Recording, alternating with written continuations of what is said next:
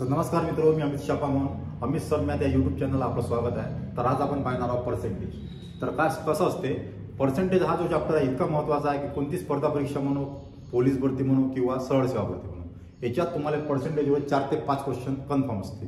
म्हणजे फक्त पर्सेंटेजवर नसते, पण त्याच्यावर जे चॅप्टर डिपेंड आहे ते म्हणजे कोणते SICI झालं किंवा नफा तोटा झालं किंवा स्वतः शेकडेवारी झालं. काही जे फ्रॅक्शनचे गणित आहे ते पण आपण पर्सेंटेजनं आरामात सोडू शकतो. तर असे जे गणित आहे हे डिपेंड करते आपले पर्सेंटेजवर, म्हणजे शेकडेवारी चॅप्टरवर. त्याच्यामुळं हा चॅप्टर एकदम महत्त्वाचा चॅप्टर आहे. तर आता ह्या आपण जवळ सोडत आला आजपर्यंत जे आपले लहानपणापासून पद्धत शिकत आलो त्या पद्धतीने सोडवत आलो. त्यांना काय होते, त्यांना होते आपले गणित सत्यानाश. कारण की आपला पूर्ण टाइम कशात जाते तर फक्त कॅल्क्युलेशनमध्ये जाते. ते कॅल्क्युलेशन कमी झालं पाहिजे आणि उत्तर लवकर आलं पाहिजे. या हिशोबानं आपण आज शेकडेवारी शिकू.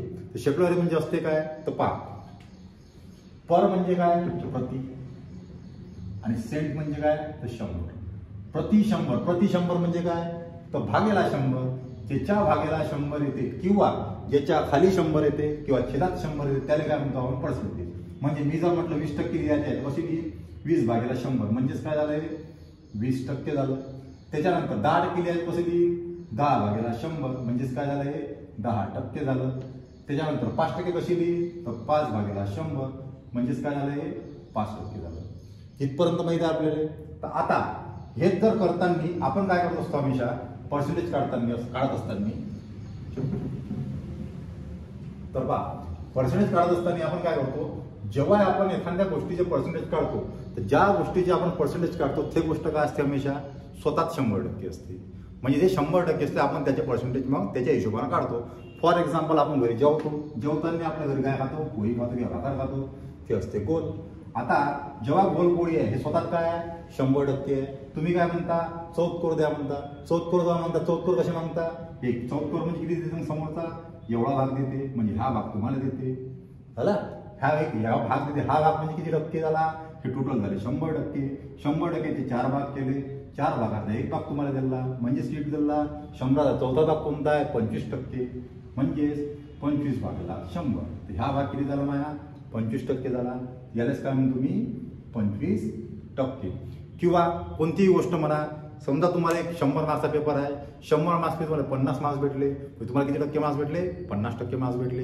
150 पैकी 75 भेटले म्हणजे किती भेटले अर्धे मार्क्स भेटले. म्हणजेच काय 100% होते 150 आणि तुम्हाला भेटले 75 मार्क्स. 75 मार्क्स भेटले म्हणजे किती भेटले 100 4 ते म्हणजे 50% भेटले. बरोबर आहे. यालाच म्हणते आपण टक्केवारी. म्हणजे कोणतीही गोष्ट जी असते ते स्वतः किती असते 100% असते. आता आपल्याला गणित कसं येते, आपल्याला गणित येते फॉर एक्झाम्पल जर पकडलं तर 15,000चे 20% किती असं येते. आता असं गणित होतं आपण काय करतो आजपर्यंत जे करतो तेच करतो. म्हणजेच 15,000 लिहितो गुन्हेला 20% कसं लिहित असते 20 भागेला 100 लिहितो. 0 0 कटला, 0 0 कटला, 15 दोन्ही झाले 30. म्हणजेच काय झाले 3000. हे झालं माझे उत्तर. आता हेच जर करायचं असं तर मग काय मतलब आहे, अशान पेपर निघणार आहे काय तर नाही निघणार आहे. याच्यासाठी आपण एक शॉर्ट ट्रिक्स सांगू. शॉर्ट ट्रिक्स म्हणजे कशी, आता पहा अशा टक्केवारी काढताना कधी एक लक्षात ठेवायचं जेव्हा कोणतं हे असतं म्हणजे जेव्हा कोणती व्हॅल्यू असते. समजा मी म्हटलं 30,000 झाली. आता हे 30,000 व्हॅल्यू आहे तेव्हा 30,000 म्हणजे स्वतः काय म्हटलं मी कोणतीही व्हॅल्यू स्वतः किती टक्के असते 100% असते. 30,000 स्वतः 100% आहे म्हणजे 30,000 किती व्हॅल्यू आहे 100% व्हॅल्यू किती झाली 30,000 झाली. आता मला सांगा 30,000 इथं पॉईंट असते काय, असते का नसते, असते.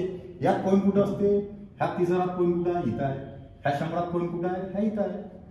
असं कहून तुम्हाला माहित आहे तुम्ही जेव्हा समजा एखादा चेक घेऊन गेले त्याचे जे वर असं लिहिलं आहे 100.00. तुम्हाला त्याचा कॅशियर किती रुपये द्या 100 रुपये त्यांना. जास्त जर मानलं जाते देऊ शकतो है ना. त्याच्यामुळं आपल्याला किती देऊन तो 100 रुपये देईल. म्हणजे ह्या पॉईंट नंतर इकडे व्हॅल्यू आहे काय नाही आहे. पण इकडे व्हॅल्यू असेल तर व्हॅल्यू आहे, पण 0 असेल तर व्हॅल्यू आहे काय नाही आहे. त्याच्यामुळं इथे इकडे काही आहे काय काहीच नाही. म्हणून पॉईंट कुठं असते हमेशा इथं असते.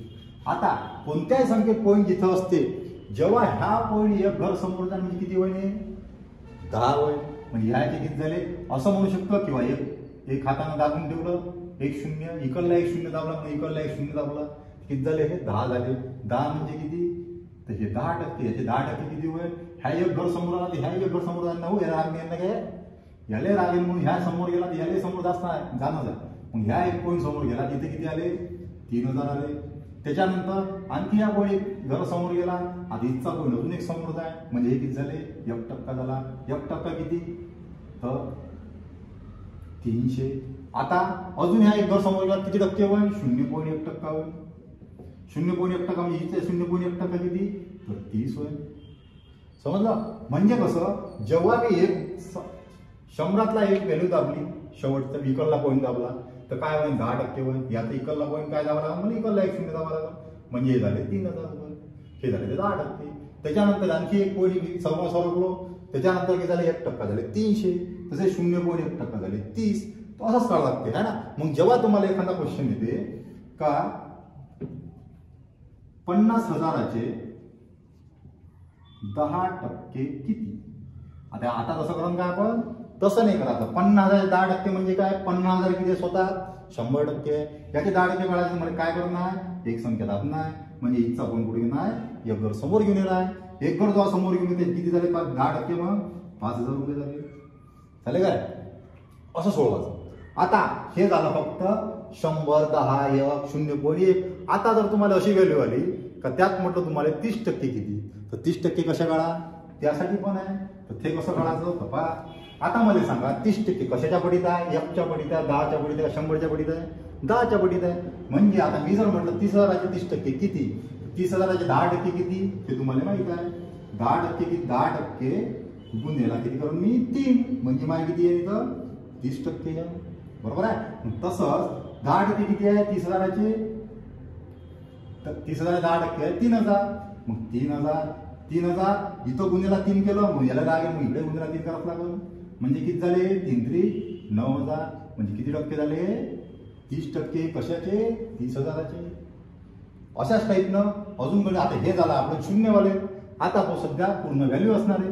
आता पूर्ण व्हॅल्यू असणार पहिले आपल्या विचारला घे करीत तुम्ही. समजा आता मी म्हटलं 45,000. काय म्हणून आपण 45,000चे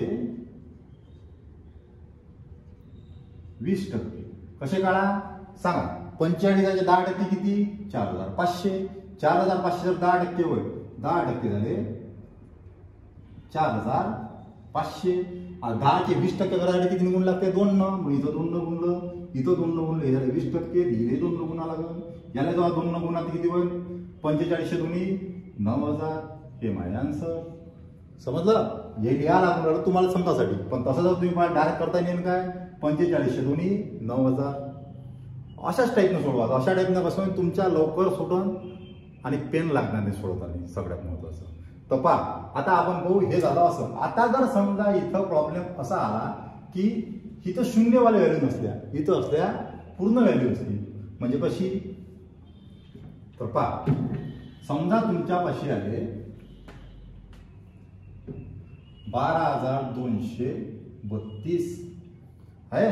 आता कसं करायचं? आता तर सत्यानाश झाला म्हणायचं. सत्यानाश कसं काय झाला? काहीच नाही झालं. फक्त फरक काय पडला? पहिले पॉईंटचे इकडे 0 होते, आता पॉईंटचे इकडे काय राहील? व्हॅल्यू राहील. तेवढाच फरक पडला. आता इथं संख्येत कुठे आहे पॉईंट? पॉईंट आहे इथं. बरोबर आहे. आता मला सांगा याचे 10% किती होईल? हे झाले माझे 100%. याचे 10% किती होईल? एक पॉईंट समोर आला, इथचा एक पॉईंट समोर येईल, म्हणजे किती झाले? 1223.2 झाले. आता 1% किती होईल? आणखी एक घर पॉईंट समोर येईल, 122.32 झाले. समजलं? आता जर मला यानं म्हटलं का 12,232चे 20% किती, हे कसे काढा? हे तसंच 10% किती? 10% गुणिला 2 म्हणजे झाले 20%. इथं 2 न गुणलं म्हणून इथं 10%ची व्हॅल्यू किती आहे? 1223.2. तो गुन्ह्याला काय? हेच 2 इकडे 2 न गुणलं, याला 2 न गुणाच लागल, कारण की रागेन भाऊले. आता याला जर यायला गुणलं तर किती येते इथं? 1223 दोन्ही किती होते? 2426. 2446. 2446.4 झालं. हे झाले माझे 20%. आता हे कठीण आहे घ्यायच्यात? काहीच कठीण नाही. हे झाले माझे 20%. समजलं? आता हेच जर मी त्यानं काढलं म्हटलं ट्रॅडिशनल मेथड कसं होईल? काढणारेच सोडवालेच तुमचा खूप टाइम चालला जाईल. एवढा टाइम जाईल का पेपराचा काय? मग सत्यानाश. मग तुमचा सत्यानाश वाचला पाहिजे. म्हणून काय करायचं, हे पद्धत वापरायची. नसन समजलं तर पुन्हा पुन्हा पाहायची. अजून एक गणित तुम्ही तुमच्या समजण्यासाठी तर पहा. आता घेऊ आपण 15,320 चे 35%. ठीक आहे. आता 15,320 चे 35% कसे काढू, तर पहिले काढा 100%. 100 किती असते, 15,320. 10% किती असं, 1532. 1532 म्हटलं तर 1532 झाले माहिती 10%. आता 10% 35% म्हणजे काय, 10% 3 वेळेस आणि 1 वेळेस 5%. 10 वेळेस 3 म्हणजे काय, 10 गुणिला 3 हे झाले 30%. 15 गुणिला 3 म्हणजे किती, 15 3 45 32 96 4596. त्याच्यानंतर आता 5% काय असते, 10%च्या अर्धे असते. 10%च्या अर्धे म्हटलं तिथं काय राहिला मध्ये 10/2 कर लागल. मग इथे याला राजन नाही केलं तर 1532/2 केलं. याचं उत्तर काय आलं, 766 आलं. येते ना, बेसाती 14, बेसख 12, बेसख 12 झालं. याच्यानंतर मग 766 यामध्ये ऍड केलं. 6 6 1202 हातचा आला 1. 99 7 1606 हातचा आला 1. 7 5 12 1303 हातचा आला 1. 4 1 5 5362. म्हणजे याचं उत्तर किती झालं, 5362. समजलं. अशाच प्रकारच्या व्हिडिओसाठी चॅनल लाईक करा, सबस्क्राईब करा आणि शेअर करा. आणि बेल आयकॉन जो आहे ते दाबण्याचं विसरू नका. कारण याच्यानंतर जो व्हिडिओ येणार आहे तो राहणार आहे पर्सेंटेजवरच. पण ते पर्सेंटेज कोणते, हे सिंपल नाही. जर तुम्हाला असं आलं 16.66%, 13.33%, 11.11% है ना, 14.28%, अशा प्रकारचे जर समजा तुम्हाला आले पर्सेंटेज काढायला, तर मग ते कसे काढायचे त्यासाठी आपल्याला एक शॉर्ट ट्रिक्स आहे. ते म्हणजे फ्रॅक्शन. ते आपण पाहू पुढच्या व्हिडिओमध्ये. तर तोपर्यंत धन्यवाद आणि भेटू पुढच्या व्हिडिओमध्ये.